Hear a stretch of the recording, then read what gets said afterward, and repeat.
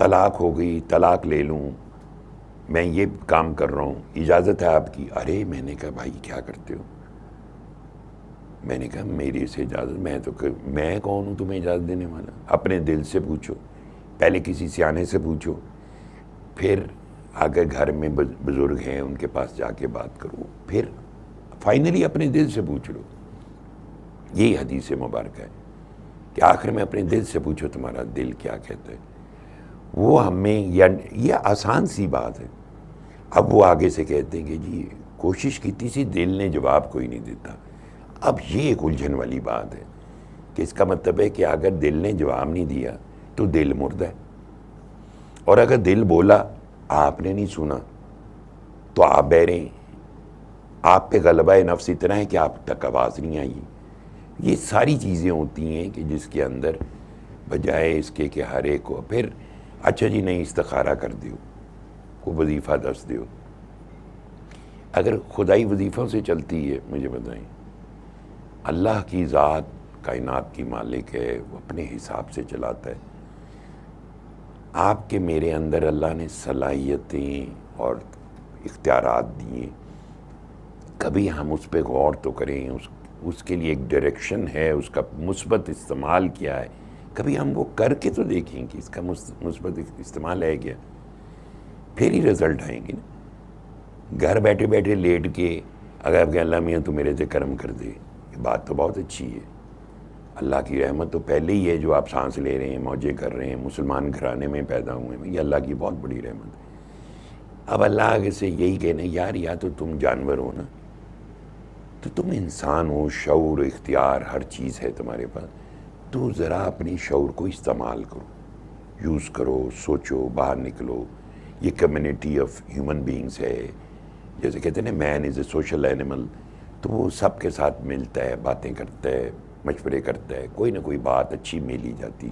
جو اچھی بات کی تلاش میں ہو، یہ کبھی ممکن نہیں ہے کہ اس کو اچھا برابر نہ ملے۔ وہ آپ کہتے ہیں جی ساری طرف ہی ورگلانے والے تھے، یہ آپ کی نیت ٹھیک نہیں ہے، آپ ارادہ مان لیں، اللہ سے دعا کریں کہ مجھے کوئی اچھا رہبر مل جائے تو اللہ ضرور آپ کی ملاقات کروا دے گا۔ لیکن وہ اگین پھر ایک لینتھی پروسیس ہے کہ آپ کے پاس کیا انڈرسٹینڈنگ ہے، آپ کیا سوچ کے اس کو ملنے گئے۔ اگر آپ کو ولی اللہ کا پتہ ہی کوئی نہ ہو کہ ولی اللہ ہوتے کیسے ہیں، تو آپ کا اپنا کوئی مفروض ہے، بس ہے میرے دل دا حال دس دے فوری طور سے، اوئے بچہ تمہیں یہ مسئلہ ہے، جاؤ آج کے بعد نہیں ہوگا، اس طرح نہیں ہوتا۔ اسلام بنیادی طور پر ہر انسان کو اللہ کا ڈیپینڈنٹ کرتا ہے، اللہ کا محتاج، اللہ کے آگے جھکنا ہے۔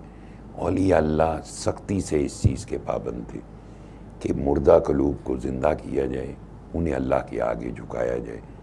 وہ ایک ریفائنڈ اور اشرف المخلوقات، ایک احسن تقویم بن کے ابھریں۔ ایسا نہیں ہوتا کہ کوئی آ جائے اور شارٹ کٹ سب کے لیے بن جائے۔ آپ دیکھ لیں حضور پر نور صلی اللہ علیہ وسلم تشریف لائے، صحابہ کرام رضوان اللہ علیہ مجمعین نے کیسے کیسے پینڈے کاٹے جی، پیٹ پہ پتھر باندھ لیے، تن من جان مال ہر شے قربان کر دی، اور انہوں نے اپنی صلاحیتوں کو استعمال کیا۔ خلفائے راشدین رضوان اللہ علیہ مجمعین کا دور دیکھ لو کہ انسان کس قدر حسین انسان تھے وہ لوگ۔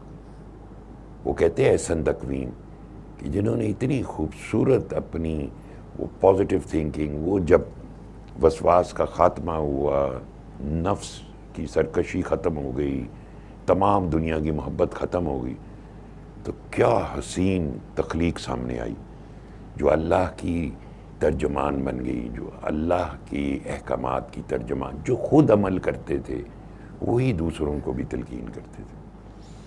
اس لیے اگر ہم نے کسی فقیر سے ہم تک پیغام پہنچا، ہم نے سورہ رحمان سن لی، اب ہم نے اس کو سن کے اور توجہ سے سنیں، اب ہم اس کو پھیلائیں گے۔